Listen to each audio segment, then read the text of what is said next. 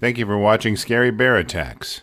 Welcome back to Scary Bear Attacks. Today's episode takes us to the remote backcountry of central Alaska, to the Chisana River and all of its rigor and difficulty.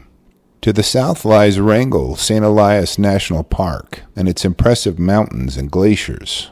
The Canadian border is about 40 miles to the east, depending on how tight you pull the measuring tape.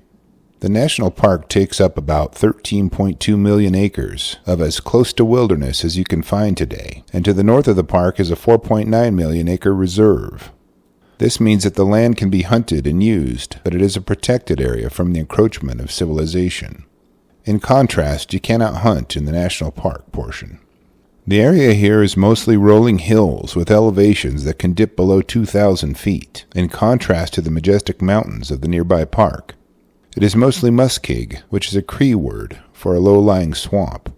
It is covered with trees dwarfed by the poor soil conditions and tufts of floating grass, giving an illusion of solid ground. Here you'll find lots of peat-like material which can go 30 feet deep and act like quicksand. Along the edges of the muskeg, where the soil is, you'll find black and white spruce, willows, alders, and wildflowers. Caribou and moose are common, and the predators here include wolves, lynx, foxes, and black and brown bears.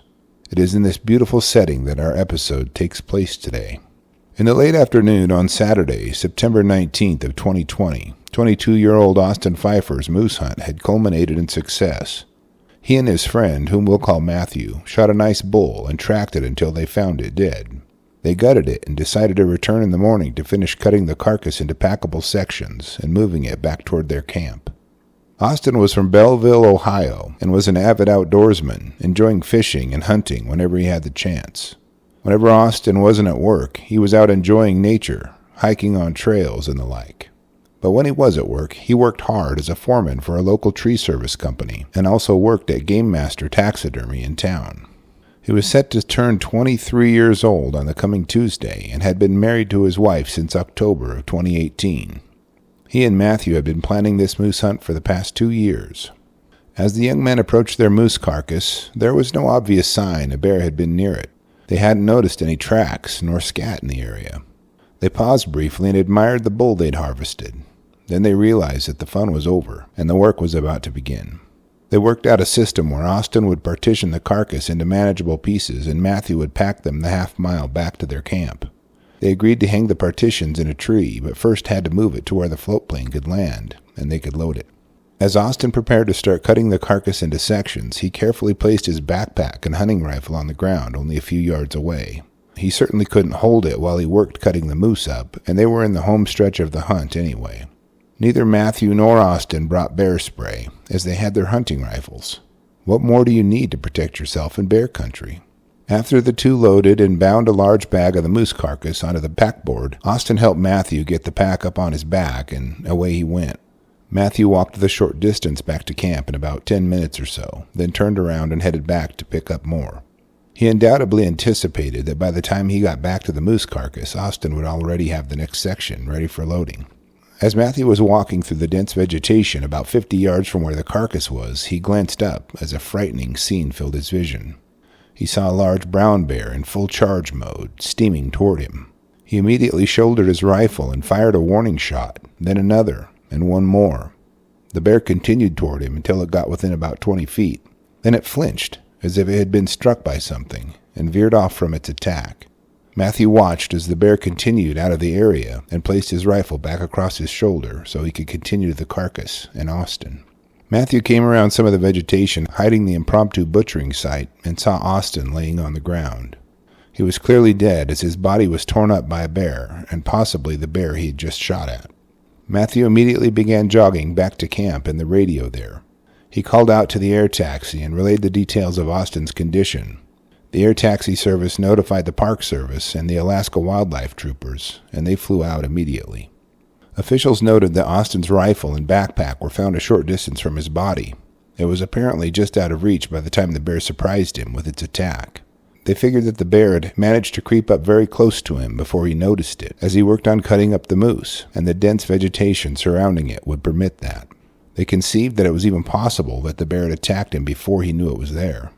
The authorities investigated the attack scene and noticed signs that the bear had tried to cache at least a portion of the carcass. The ground was disturbed, and the portion of the carcass was covered with dirt and leaves. But they didn't know when this happened.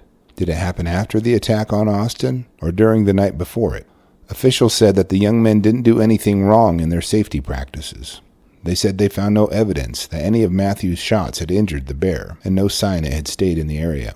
They followed the state laws and made sure to salvage all the meat from the moose carcass that they could.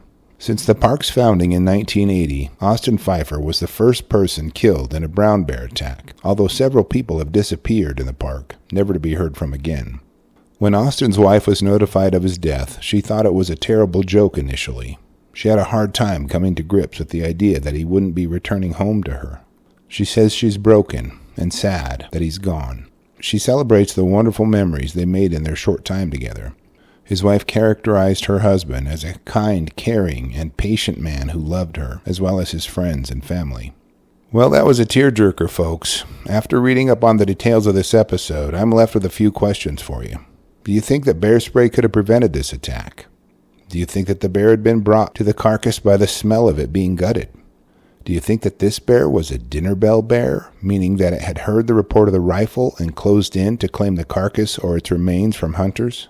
I'll be glad to read your thoughts, so please post them in the comments section below, and let's talk about it.